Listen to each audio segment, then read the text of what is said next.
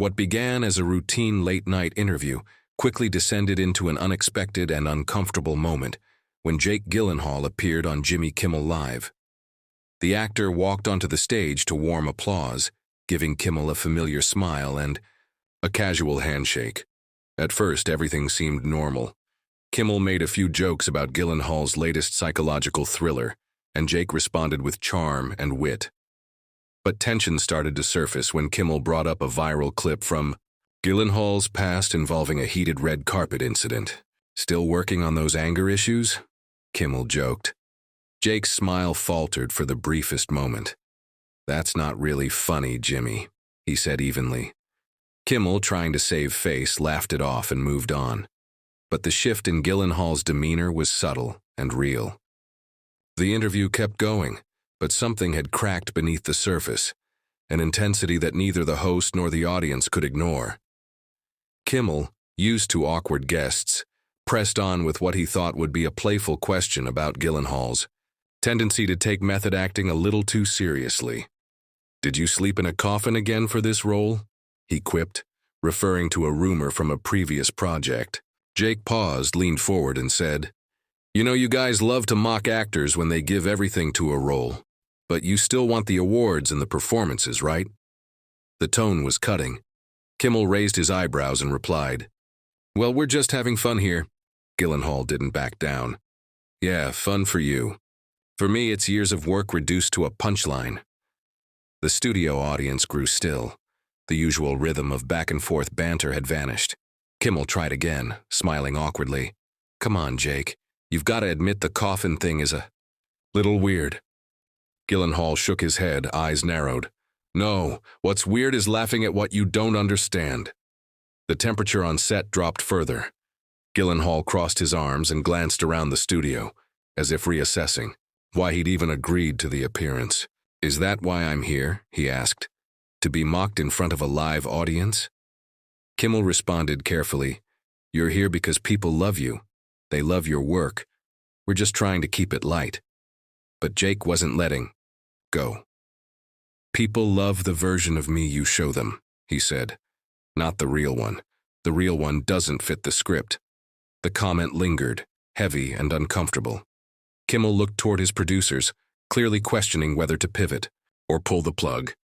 Jake continued, "I've given everything to this industry, my mind, my time, my privacy, and now I'm a walking bid on your cue cards." The audience was no longer sure if they were watching an interview or a breakdown, but either way, they couldn't look away.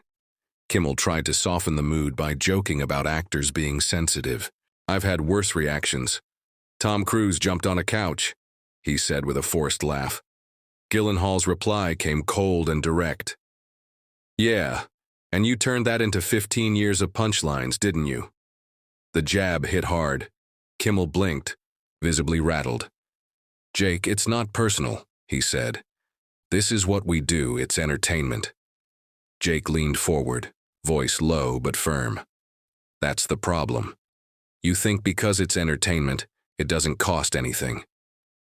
The silence in the studio was deafening now. The audience was stuck between discomfort and curiosity, watching something they didn't expect. Behind the cameras, producers debated cutting to a break. Kimmel glanced off stage, waiting for a signal that didn't come. Jake stared at him, then added, "You smile through it, Jimmy, but you're part of the machine too. Maybe you forgot." With pressure mounting, Kimmel stood up briefly, trying to take control of the moment. "Jake, I think we're going a little off script here," he said, laughing nervously. Gyllenhaal didn't move.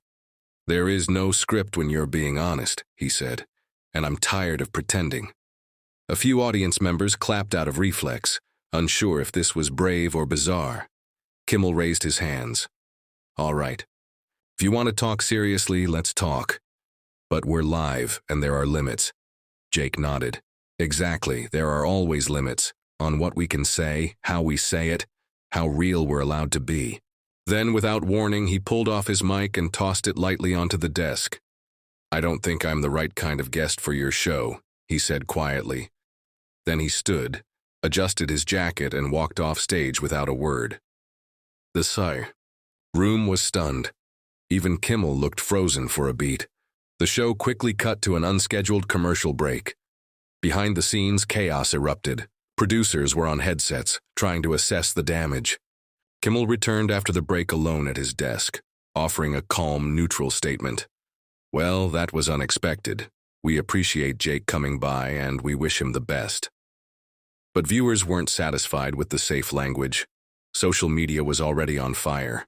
Clips of the exchange flooded Twitter and Instagram within minutes, sparking fierce debates. Was Gyllenhaal justified in speaking out, or had he overreacted to harmless jokes? Jake Unfiltered and Kimmel clash trended globally. Memes were born, but so were think pieces. Psychologists, film critics, and fans all weighed in, dissecting every sentence, every facial expression. Jake Gyllenhaal had walked off a late-night talk show, but he had also walked straight into the center of a national conversation about celebrity, control, and emotional honesty. Later that night, Gyllenhaal posted a message on his personal channel. In a dimly lit room with no makeup, no studio lighting, he looked directly into the camera and spoke. "What happened tonight wasn't planned," he said. "But it was honest. I've spent too long playing roles, even off-screen." He talked about the weight of fame, about being expected to smile and laugh through ridicule for the sake of staying likable. "We tell actors to be vulnerable on screen, but never off it," he said. "And when we are, we're labeled unstable." The video struck a chord with many. Comments flooded in, praising his bravery and emotional transparency. Others criticized him for derailing a light show, but Gyllenhaal didn't respond to the noise. He closed the video simply, "I don't expect everyone to understand. I just needed to speak the truth." It became one of the most shared videos of the year. In the days following, Kimmel returned to his show and addressed the incident directly. "Look, I've hosted thousands of guests," he began. "Most laugh, some cry, and sometimes it gets real." He admitted the jokes may have crossed a line and expressed regret for not reading the room. "Jake Gyllenhaal is one of the finest actors of our time," he said. "And sometimes great artists come with sharp edges." The audience responded with applause. Kimmel's transparency was appreciated, but it didn't stop the growing conversation. Talk shows, entertainment journalism, and celebrity culture all came under scrutiny. Were public figures expected to endure emotional prodding just for laughs? Had the format grown stale in an era of authenticity? Gyllenhaal's storm-off had opened a wound in the way late night approached vulnerability. Other celebrities began opening up too, citing their own discomfort with the manufactured atmosphere of TV interviews. The entertainment industry found itself at a strange crossroads. Some producers doubled down on safety, avoiding emotionally volatile guests. Others leaned in, offering formats that encouraged raw honesty. Meanwhile, Gyllenhaal declined most interview requests for months. He retreated from press tours and appeared only in select forums where in-depth conversation was prioritized over virality. His fan base grew stronger, more loyal, more vocal.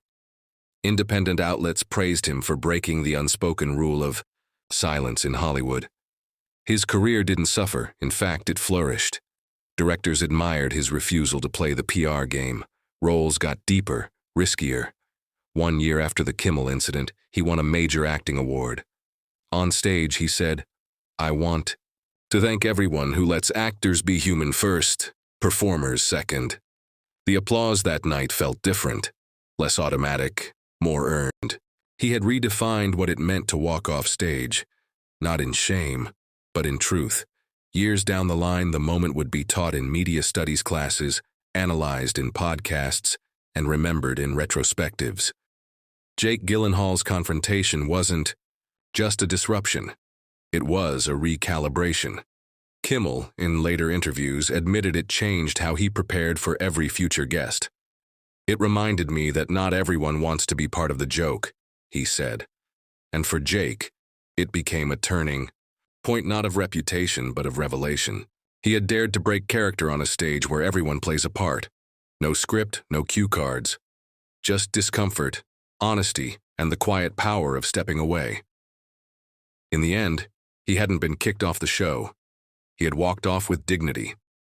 What began as a fiery altercation evolved into a defining moment, Not just for Gyllenhaal, but for the way authenticity would forever be measured in the world of televised entertainment.